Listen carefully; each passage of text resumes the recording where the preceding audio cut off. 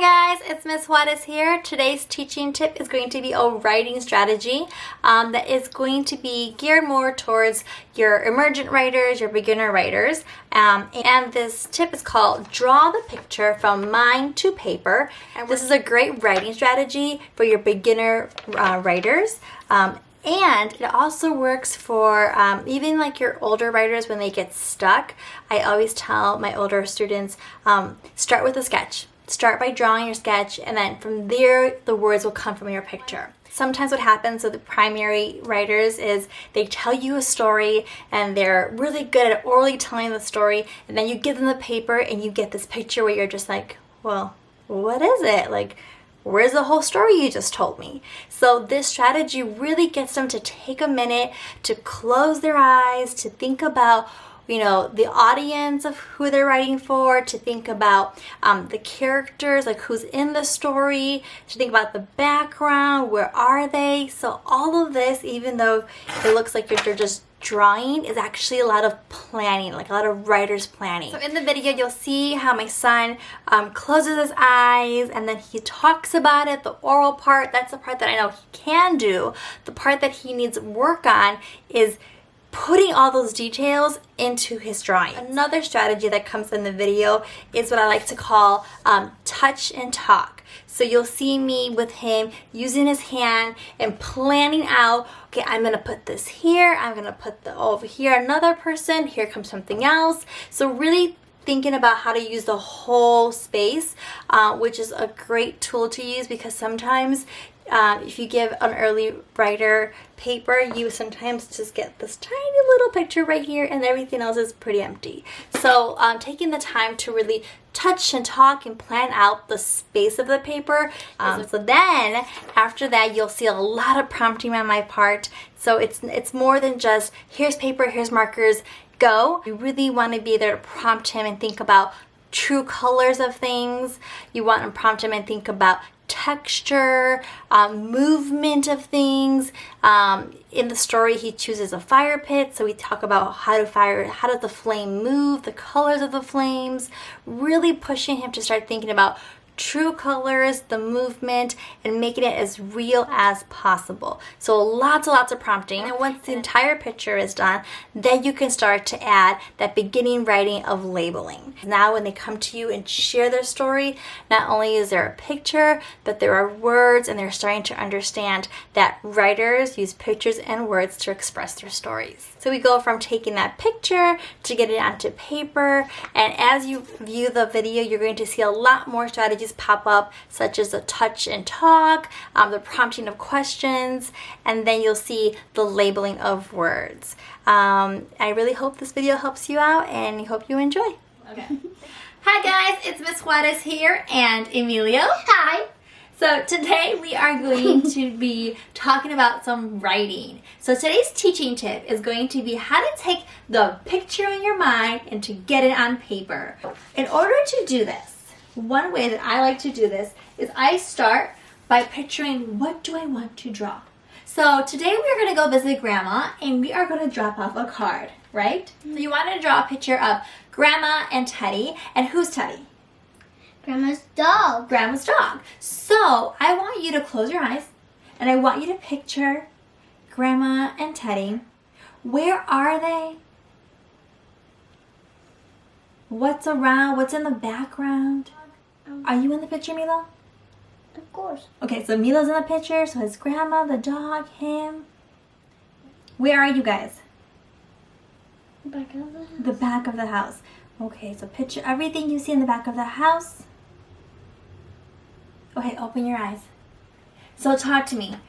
What are you going to draw? So here's your paper. The fire. A fire? The fire with wood inside. Oh, the fire pit. Yes, there is a fire pit in Grandma's backyard. Great. So I want you to touch your paper and tell me where you're going to put things. So where's the fire pit going to go? The fire pit is going to go right here. Okay, so the fire pit there. Well, before you even start, let's touch and talk. Fire pit goes here. Yeah. So where's Grandma? Grandma is right here next to the fire pit. And where are you? Behind Grandma. So touch. So fire pit, So you're going to say, here's a fire pit in the middle of the story. Here's Grandma. Here's you. Where's Teddy? Oh, Teddy's next to me. Okay, Teddy's next to you. So then we have to scoot the fire pit over a little bit. So fire pit will go here, right? Grandma will go here. Then you, then Teddy. Yes? Yeah. Okay, so don't forget the lesson from last week. Remember about people and drawing people?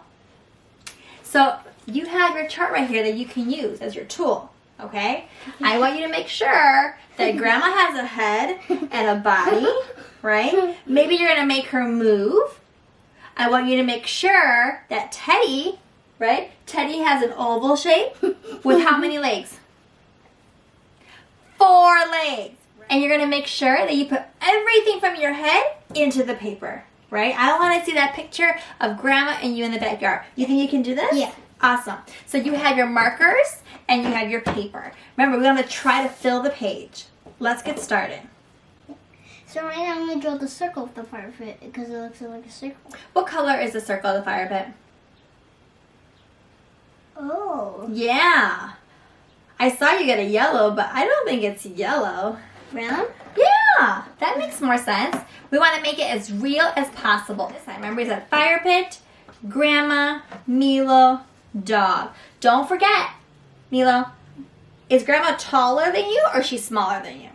Taller. So that's important too, writers. You have to think about, okay, am I going to draw a person who's taller than me? Are they grown up and then go smaller and then the dog? So if you're there you go. Now you're talking. I can see that fire pit. What goes inside the fire pit? Fire.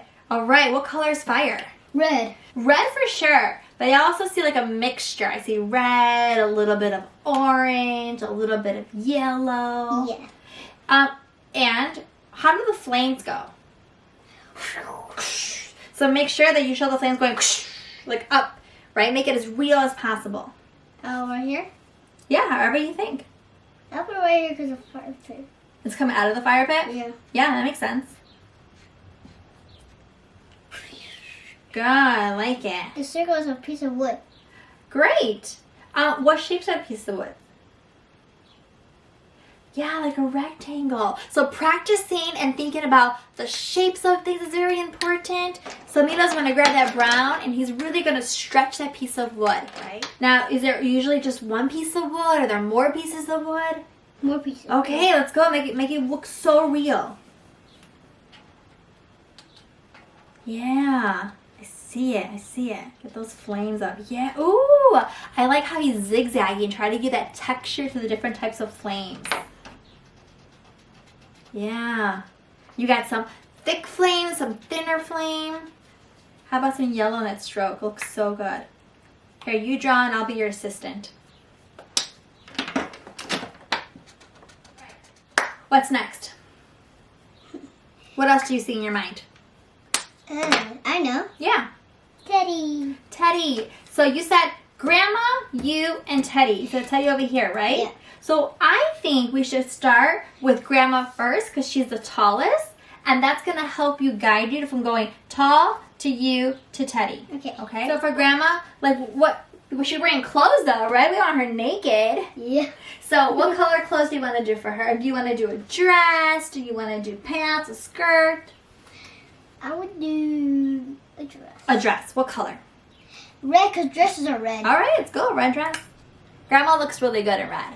What Right? about the oval? Forget the body. Well, you can do it with red. Okay. Because it's going to be like she's got clothes on. So put the oval for her clothes. Nice. I love it. I love it. Okay, so. Now the dress looks like a triangle. Okay. Oh, that looks really good, Milo. Okay, great. I'm going to make her walk because she's walking to me. Oh, I like it. Adding movement to your people is super fun, right? Me. Yeah. I'll make me. Let me. What clothes can it wear? Or a shirt. Or a shirt, okay? Okay. Close your eyes and picture your Teddy in your head. What else does he have? How many legs? What's on top of his head? Around his. I know it's around his neck. What? it's a link. It's a thing like a little A collar, right? collar. It's blue too. Collar. Mm-hmm. So I noticed 1, 2, 3 legs. 4. Yeah, Jenny has 4 legs. Let's add one more. If not, he's gonna be walking kind of funny. You said you were in the backyard, right? Yeah. So can I show you something? Yeah. When writers want to show where the setting is at, where the background is at, this is called drawing your background. So you're gonna draw the grass, pick it up, draw a line, pick it up, draw a line. We're gonna pick it up whenever we have parts of our picture. Draw a line all the way. Now do you see how this is the grassy area and this can be the sky? Looks good, right? Now go ahead and add some grass details. Show that you're outside. So what else are in the backyard? Close your eyes. What's in the backyard to show that you're outside? Fences. There's a fence, yeah. Like the neighbor's fence? Yep. These. It does, it has lines, right? Yes, make them. Do the lines go all the way down? Yeah. They sure do. There you go. Oh, not to the grass, but it's okay. Stop here at the line. Oh. That's okay. That's how we made that line. So bring it down and stop there. Oh, bring it, come back. Good one. Bring it down to the line. There you go. Bring it down to the line. There you go. That looks like a fence, right?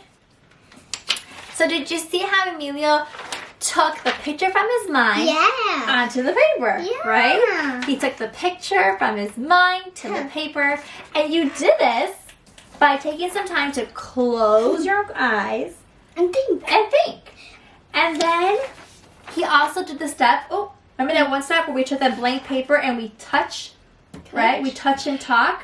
You said, I'm going to put this here, I'm going to put this there, I'm going to put this here. All of that is your planning, right? You're planning your picture and you're writing. And then at the end, what did you do? I write the names. You label, you wrote the words, right? And it looks amazing. It looks amazing. All right, guys, that is our teaching tip for today. We hope that tip helps you out and helps your writer at home. If you like what you saw, don't forget to hit like, subscribe. Thank you, guys. We'll talk to you later. Bye. Bye.